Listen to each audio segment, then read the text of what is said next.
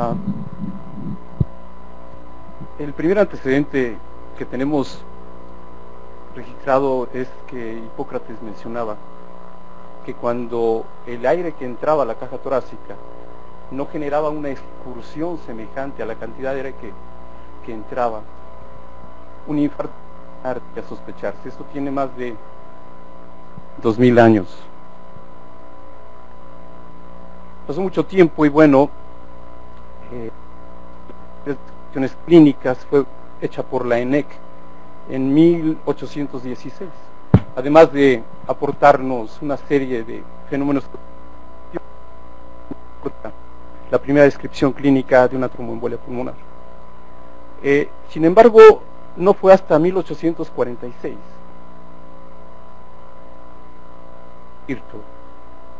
Rudolf von Virchow describió el mecanismo de colocar cuerpos extraños en las patas y en las venas de las patas de los perros, y a partir de ahí del lecho vascular pulmonar. Él acuñó el término embolismo, y desde entonces existía alguna resistencia por parte de algunos franceses, que decían que la tromboembolia pulmonar solamente en la infección alemana. Bueno, después de todo esto, además del aporte de cómo se generaba una tromboembolia pulmonar, von Virchow se percató que adelante del trombo no había daño pulmonar, no se generaba infarto. Esto fue corroborado muchos años después por Blalock, el que describió ese tipo de corto de Blalock-Toussaint, en donde él, como realizó una cirugía en embolectomía quirúrgica, se percató de la sangre arterial que salía cuando él quitaba el trombo. Y bueno, esto ya lo sabía desde entonces, pero fue corroborado hasta 1939. La siguiente, por favor.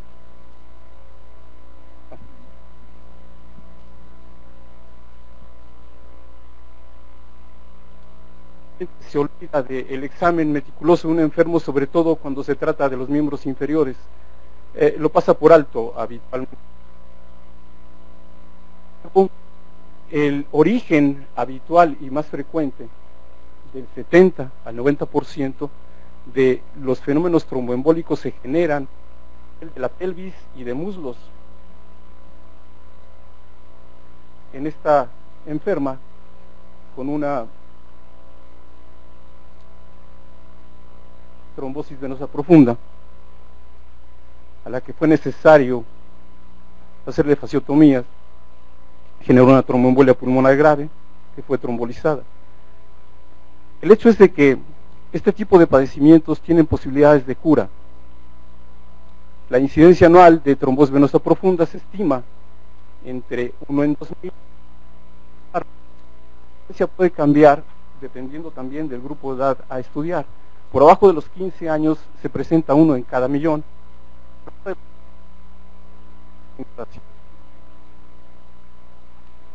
¿De qué va a depender la presentación clínica? Bueno, habitualmente lo clásico en la presentación de una tromboembolia pulmonar es la disnea, la taquicardia, puede haber o no dolor en tórax, y puede existir o no síncope o presíncope. Eso va a depender de cómo se presente la tromboembolia pulmonar y de la magnitud del lecho vascular pulmonar ocluido.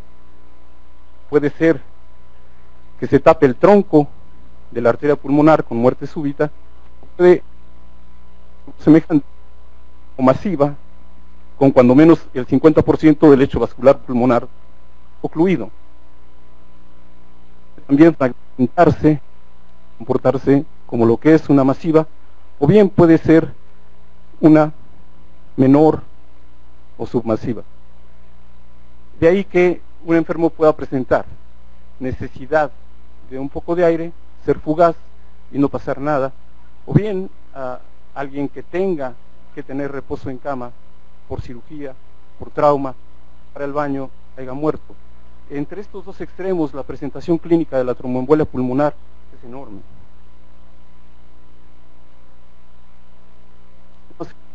tromboembolia pulmonar. Bueno, habitualmente el clínico está habituado al diagnóstico de tromboembolia pulmonar en los grupos de edades en donde habitualmente es muy frecuente diagnosticarla, no representa mayor problema si se sospecha en la posibilidad de tromboembolia pulmonar ante un enfermo joven o de mediana edad que tenga disnea, taquicardia, pueda tener presíncope o síncope. No tiene mucha dificultad el diagnóstico, o sospechar, mejor dicho, el diagnóstico en este tipo de enfermos. Tromboembolia pulmonar es más frecuente en este grupo de edad, entre los 50 y los 70 años de edad, en donde habitualmente no se genera un diagnóstico con frecuencia. De hecho, por ejemplo, un abuelo puede llegar de un día para otro porque tiene una insuficiencia cardíaca congestiva venosa descompensada y solamente se queda el clínico con ese diagnóstico. El abuelo se duerme bien y despierta muy grave y hasta ahí se queda. Nadie habitualmente considera que pueda tener un evento otro que lo haya descompensado de manera tan seria como es la tromboembolia pulmonar. La importancia de todo esto es que, bueno, en pacientes hospitalizados, en el estudio Cooper, vemos que la mortalidad acumulativa de tromboembolismo pulmonar es de 17.5% y de que los pacientes que pudieron ser tratados y fallecieron por TEP en una serie de autopsia va del 27 al 68%. Esto es algo inaceptable. ¿Por qué? Porque no se está pensando en tromboembolia pulmonar. Una de las cuestiones en las que es muy importante generar un diagnóstico de tromboembolia pulmonar es primero sospecharlo, y de ahí, a partir de los generando una serie de calificaciones a cada uno de ellos, llámense procoagulantes, llámense proinflamatorios o algunos otros especiales, por ejemplo embarazo, en donde se genera ese estado procoagulante con la posibilidad de tromboembolia y se les da una calificación. En Toronto, el grupo de Toronto ha trabajado mucho en este sentido, con posibilidades en porcentaje de que haya tromboembolia pulmonar en un enfermo. Pero lo básico en la tromboembolia pulmonar es pensar primero en ella y después demostrarla. Una vez que se ha considerado la posibilidad de tromboembolia pulmonar, se debe generar un compromiso de demostrar que la tenga o no la tenga. No es ya nada más el hecho de que o bien llegue otro de manera objetiva en un sentido o en otro. La prevalencia de pacientes con TEP en 3 décadas no ha cambiado. De hecho, en nuestro país esto se ha modificado muy poco. Anteriormente, hace 20 años, nadie pensaba en tromboembolia pulmonar, y si pensaba en tromboembolia pulmonar no tenía manera de poder. Tenemos posibilidades de poder generar un diagnóstico objetivo de tromboembolia pulmonar. En México, en el hospital más grande que tenemos, que es el siglo XXI, este estudio demuestra que en nuestro medio solamente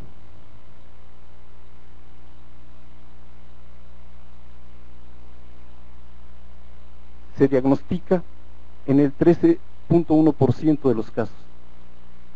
En Europa, poco más del 30%.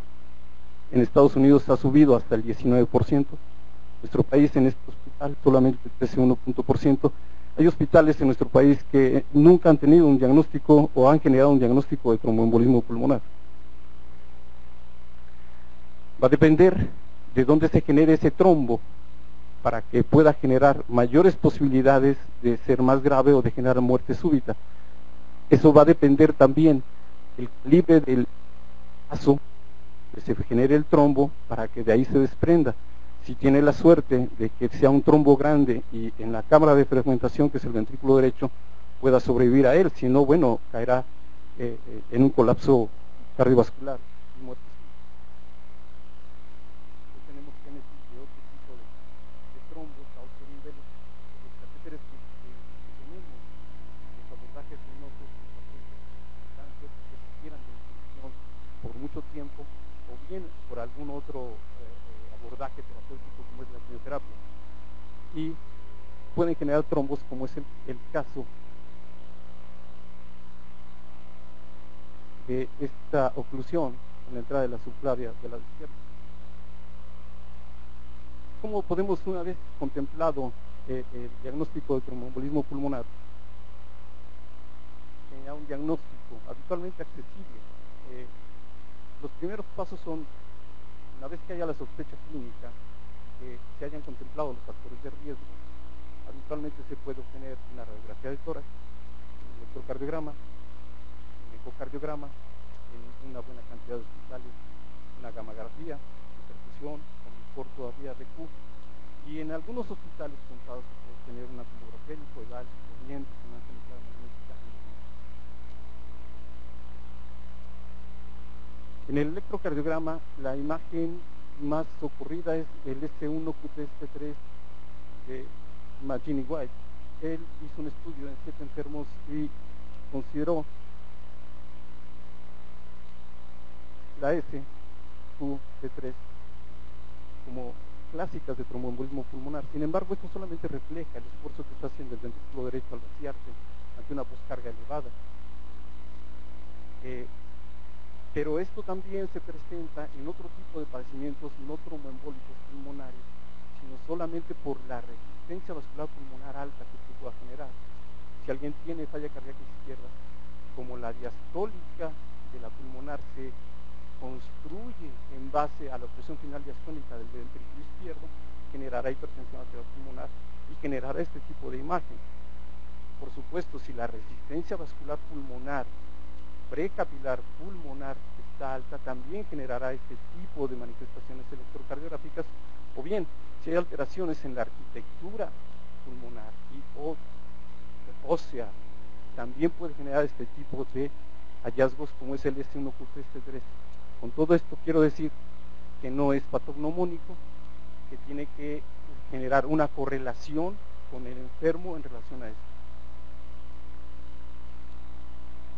Lo más frecuente que describió el doctor Emil Ferrari es que encontremos una S en D1 con inversión de la T de B1 a B4, y es mucho más frecuente encontrarlo en pacientes con tromboembolia pulmonar, incluso submasiva. El ecocardiograma es muy útil, nos permite evaluar cómo se está moviendo y qué tanto se ha dilatado el ventrículo derecho, es decir, qué tanto ha repercutido la oclusión del lecho vascular pulmonar hacia cavidades derechas, si se ha alterado la movilidad de este, o bien incluso podemos descartar otro tipo de patologías como la alteración de la movilidad segmentaria, si fuese un infarto, por ejemplo, un derrame cardíaco, cualquier otra causa que involucre también un estado de bajo gasto.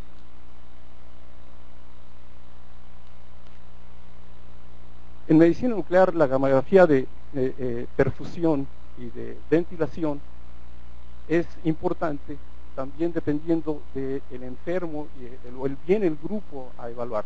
¿Qué quiero decir con esto? Es que un enfermo joven sano que tiene un evento con posibilidades de tromboembolia pulmonar probablemente se beneficie solamente de un gamograma de perfusión. Sin embargo, alguien que ha tenido alguna enfermedad cardiopulmonar previa requerirá necesariamente uno BQ para poder determinar si tiene zonas de aperfusión y que no sean también, el hecho es de que el parénquima no esté comprometido para poder pensar en que sea una oclusión vascular verdadera y no enfermedad parenquimatosa del pulmón. El dímero D y la troponina I, uno de ellos, bueno, por ser un producto de degradación y con una evaluación de corte en 500, el hecho es de que este tipo de cortes, para poder darle una posibilidad de que haya menos falsas negativas, para quienes es útil, para quienes no tengan procesos inflamatorios crónicos, por ejemplo, es decir, enfermos que lleguen al servicio de urgencias, podría ser de más utilidad alguien que tenga un cuadro clínico de falla respiratoria súbita, con taquicardia, con colapso o no cardiovascular, y con un dímero D alto, es muy probable que tenga una tromboembolia pulmonar. Sin embargo, un enfermo que está hospitalizado por cáncer, por algún proceso inflamatorio antiinflamatorio, o bien cualquier otro de ellos, el dímero D va a estar elevado y no es tan específico, pierde especificidad. menciona la troponina ahí, bueno, también la hemos evaluado, bueno, no hemos obtenido ningún valor por arriba de 2, y también sugiere el gran sufrimiento que tiene el ventrículo derecho. Sin embargo, como este está protegido porque puede perfundirse tanto en sístole como en diástole o a través de la misma cavidad, es difícil que genere mayor posibilidad de isquemia en este sentido. En la tomografía helicoidal también podemos ver un gran trombo, el tracto de salida del ventrículo derecho, arteria pulmonar del lado derecho, hacia la base del lado izquierdo, con un poco de perfusión, y unas imágenes que se pueden obtener anatómicamente muy definidas con la resonancia nuclear magnética,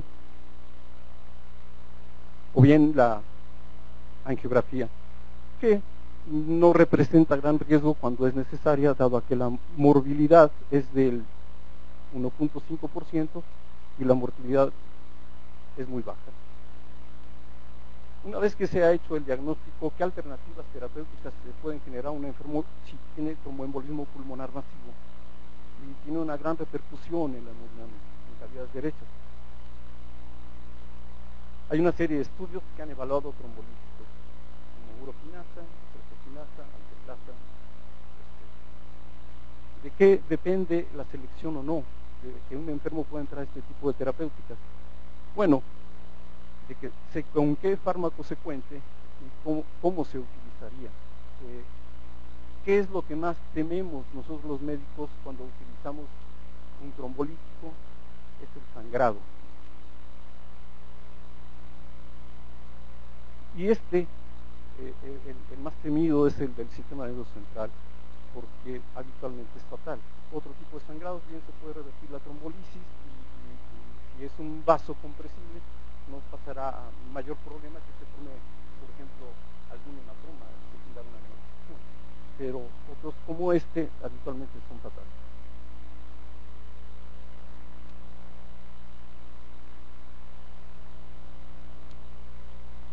Nosotros evaluamos un grupo de enfermos, 13 enfermos con padecimientos quirúrgicos. De estos fallecieron 2 por colapso cardiovascular. No demostramos desde el punto de vista clínico que haya sido secundario sangrado estas causas de fallecimiento fue por colapso, aunque no tuvimos microopción enfermos. Todos los demás tuvieron un buen resultado, no sangraron, solamente un paciente tuvo necesidad de un paquete globular. Y podemos evaluar la trombolisis. Aquí, por ejemplo, vemos un clásico signo de Westermarck, y después de la trombolisis empieza a existir flujo. También puede ser evaluada la trombolisis o la terapéutica. Consideramos que la ventilación en un enfermo con tromboembolismo pulmonar pudiera no ser afectada su ventilación. La ventilación puede afectarse de varias maneras. Una de ellas es porque el hecho de que se desprenda un trombo es un paquete bioquímico que se va a alojar al lecho vascular pulmonar y puede interactuar con factor plaquetario y todos los factores que puedan en un momento dado generarse para incidir en la contracción del músculo sucho. De ahí que pueden generar broncoespasmo in situ, lo cual es por demás raro. Bueno, pero lo que encontramos al evaluar por medio de una curva de flujo-volumen, una geometría simple, en donde se demuestra la inspiración y la expiración, es que está un poco excavada, lo cual representa algún grado menor de broncoespasmo, pero que hay una gran restricción. Los evaluamos 24 a 72 horas después de la trombolisis y hasta 10 días después, demostrando que hay una normalización del patrón restrictivo que genera la tromboembolia pulmonar. Es decir, porque además de la oclusión, obviamente el flujo y el volumen sanguíneo a nivel pulmonar bajan, por supuesto, de manera drástica y crítica. La gran dilatación y la poscarga también genera alteraciones a nivel metabólico en la fibra cardíaca misma, lo cual también puede explicar las alteraciones de la conducción, como es esos bloqueos de rama derecha. Aquí podemos ver la S, la inversión de la T, y posterior a la trombolisis se ha mejorado, aunque persiste la S en D1. Este es otro caso en donde vemos la S en la inversión de la T, y en postrombolisis desaparece la S, aunque como hemos observado también tarda varias semanas en que mejore la isquemia a ese nivel. Requerirán algunos enfermos de filtro de Greenfield, sobre todo a aquellos enfermos en los que se demuestre o bien que tengan posibilidades de generar tromboembolismo de repetición, o bien que sean sometidos a cirugía, por ejemplo, por tromboembolismo crónico no resuelto y requieren un filtro de Greenfield. Hay otro tipo de manejos que hoy por hoy están lejanos de las posibilidades de la gran mayoría de los hospitales de nuestro país, incluso hospitales de tercer nivel, que es la embolectomía con catéter, ya sea bien fragmentándolo y aspirándolo o bien por aspiración. Sin embargo, tiene aproximadamente 8 años que se ha venido abordando esto, sobre todo inicialmente en Alemania, tratando de que obtener un mejor resultado y no someter a un enfermo al riesgo de la trombolisis por medio de este tipo de procedimientos. Sin embargo, tenemos una cantidad enorme de enfermos en todo el mundo que han generado experiencia con el uso de trombolíticos, número uno. Y la segunda es que probablemente sean útiles en vasos hasta de un tercer orden, probablemente más pequeños, un embolismo más periférico tendría que ser sometido a lisis también. En este tipo de casos, como es el tromboembolismo pulmonar crónico no resuelto, es un trombo organizado que se epiteliza y que no podrá ser ni lisado ni tampoco aspirado. Tienen que entrar a cirugía, a cielo abierto, a corazón parado en hipotermia, y el corazón se para durante 20 minutos, se permiten de 2 a 3 paros. No se puede resolver en el segundo, es muy difícil que salgan con vida porque hacen una hemorragia pulmonar severa y no salen habitualmente de bomba. La trombolisis también ha demostrado una serie de beneficios, por ejemplo, bueno, toda la hemodinámica se resuelve, y aquí, por ejemplo, Sharma ha demostrado en enfermos que después de 7 años a los que cateterizó basal y posteriormente en basales y en ejercicio, demostró que en el grupo que fue tratado solamente con heparina de manera conservadora, la hemodinámica continuó alterada, no así con los enfermos que habían sido tratados con trombolisis. Desde el punto de vista de la función ventricular,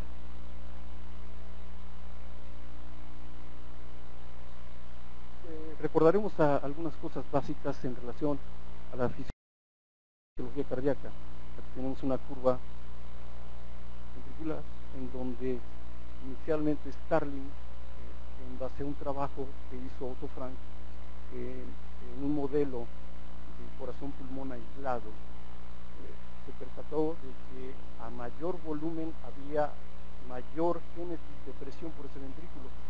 Starling lo acuñó como a mayor tensión, mayor fuerza de contracción, y es la ley de Starling, de Frank Starling, que conocemos. El hecho es de que este tipo de respuesta en un corazón denervado se obtenía, pero no así en animales vivos. La respuesta es errática y la respuesta no es repetible. De ahí que para rescatar esto se hicieron una serie de estudios bajo condiciones muy controladas, en donde no había variabilidad bioquímica y se pudo obtener una curva de Starling, y a esto se le conoció como autorregulación heterométrica, es decir, que la medida de la fibra puede variar y que responde en base a una propiedad intrínseca de la fibra. Otro tipo de autorregulación es aquella denominada autorregulación homeométrica.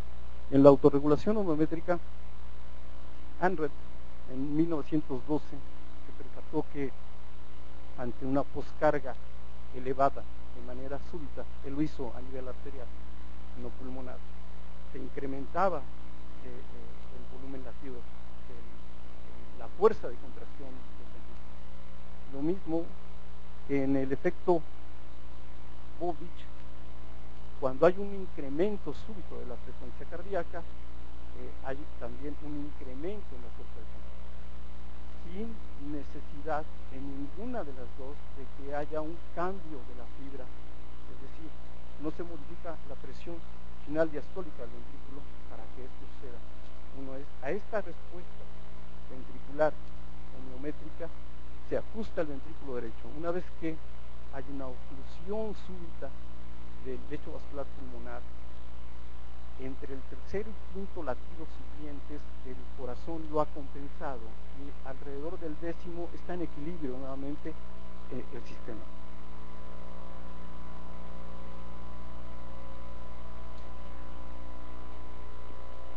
Dentro de una curva de presión de flujo-volumen, si bien aquí está representado el ventrículo izquierdo, el ventrículo derecho sería lo mismo, solo que en diferente escala. Y aquí las propiedades dositrópicas de la presión final diastólica, es decir, la propiedad diastólica del ventrículo, en donde empieza el punto A, define esta presión con una contracción isovolumétrica, vaciamiento, presión pico, relajación, apertura de válvulas, llenado rápido, periodo de llenado reducido y la contracción auricular. Para que todo esto también suceda, debemos contemplar que el retorno venoso va a depender del volumen sanguíneo circulante, el grado de resistencia vascular, no solo del lado venoso, sino también del arterial, de la presión de aurícula derecha, a menor presión, mayor gasto, de la bomba tóraco-abdominal, es decir, en la inspiración se incrementa por el gradiente de presión que se genera, de la visa tergo, es decir, la presión de empuje residual en el paso del lado arterial al venoso, y la visa fronte, que es la propiedad aspirante que tiene tanto aurícula como ventrículo. En relación al volumen circulante, la presión media sistémica es un punto por demás importante a considerar. Hubo varios experimentos por algunos investigadores, uno de ellos Isaac Starr, lo que hizo fue medir en 65 moribundos la presión venosa y la presión arterial. Lo midió a diferentes puntos, en vena periférica, en aurícula derecha y en ventrículo derecho. El hecho es, se percata que al entrar, en el momento en que se entra a sistolia, la presión arterial baja y la presión venosa sube, se equilibran. Es esta. Una vez que cae en paro, la presión baja alrededor de 6 y fracción, y la venosa sube igual. Como no está latiendo el corazón, esto depende del volumen.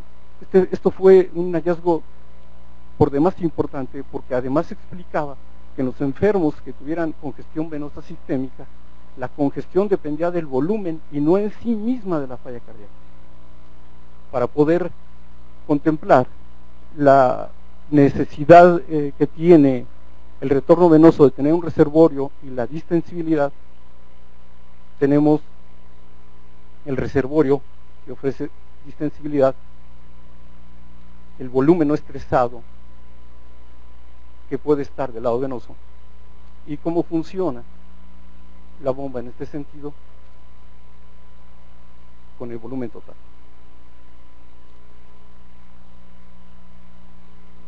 La presión de la aurícula derecha es algo muy importante, porque a menor presión de aurícula derecha se generará un mayor gasto. Esta medida de la presión media de la aurícula derecha es importante porque también puede decirnos cuál es la presión transmural cuando se aplica, cuando hay ventilación mecánica, presión positiva en la vía aérea y además PIB. Es decir, si no contamos con una presión transesofágica o transpleural, podemos utilizar a la aurícula en ese sentido.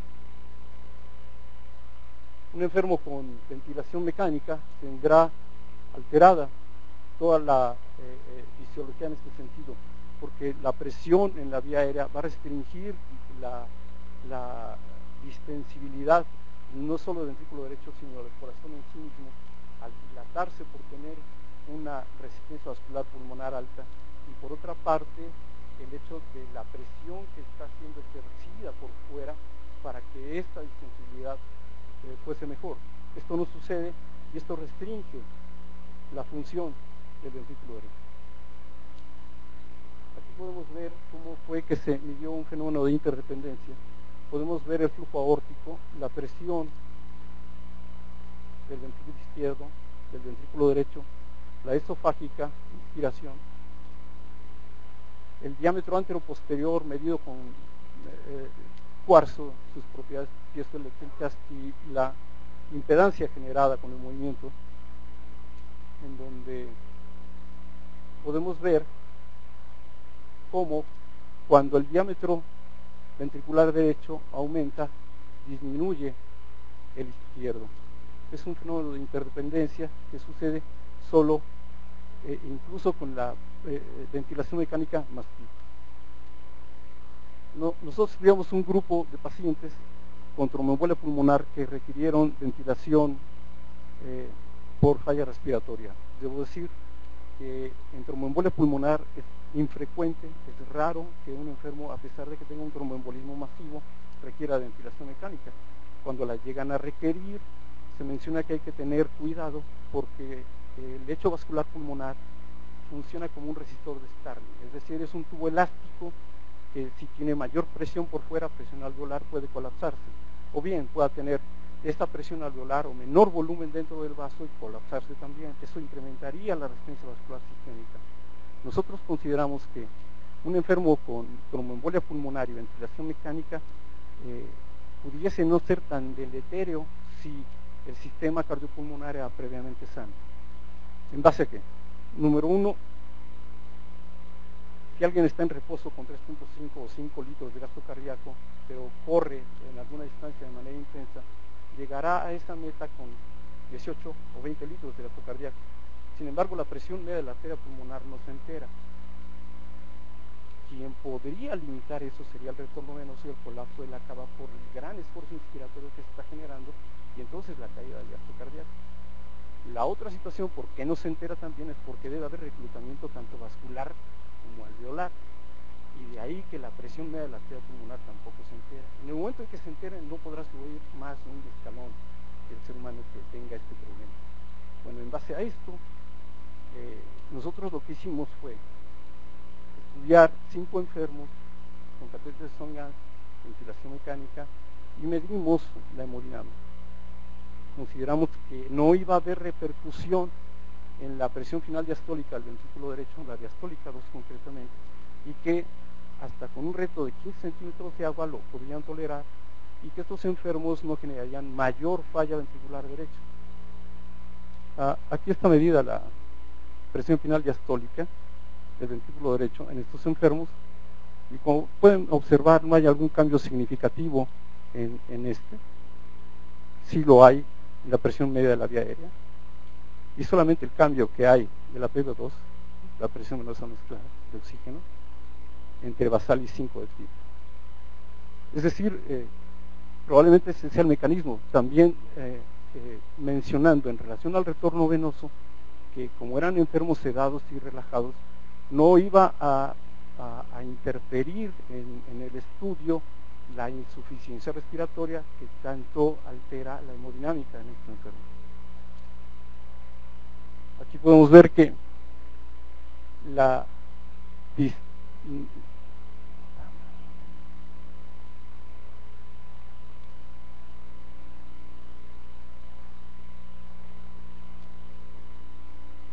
dilatación del ventrículo derecho con aurícula derecha y lo comprimido por la interdependencia que hay con el ventrículo izquierdo.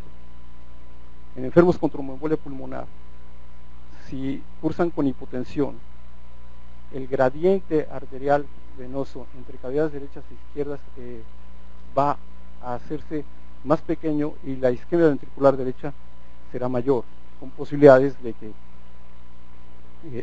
se muera el enfermo. Habitualmente lo que se hace ante hipotensión es intentar restituir volumen. Si a este tipo de enfermos nosotros intentamos restituirle volumen, este fenómeno de interdependencia comprometerá aún más a la circulación sistémica. Es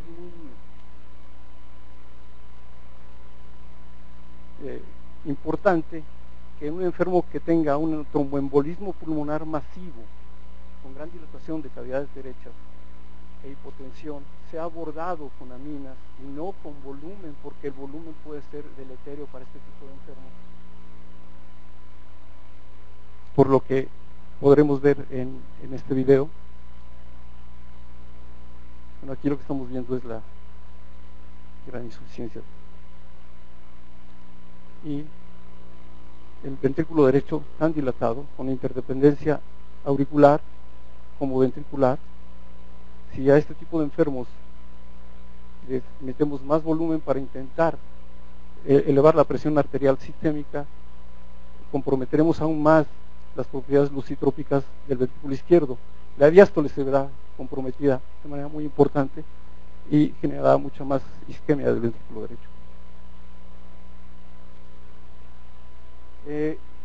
La interacción hemodinámica ventilatoria de la unidad cardiopulmonar requiere ser enfocada con un abordaje diagnóstico terapéutico de manera diferente cuando la poscarga del ventrículo derecho se encuentre comprometida críticamente.